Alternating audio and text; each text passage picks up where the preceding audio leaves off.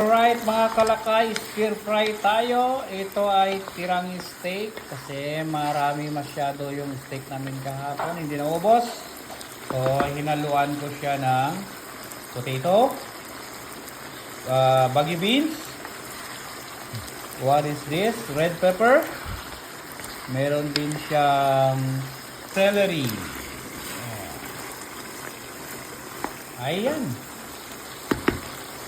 Goods na. So, tikman natin kung anong lasa niyan. Ay dito.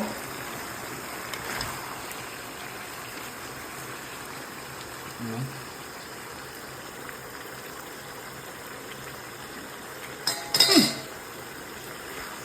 Kami.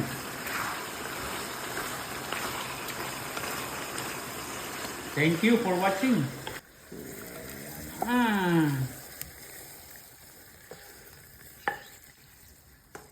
Yum. Perfect na panghapunan at pangbaon na rin bukas.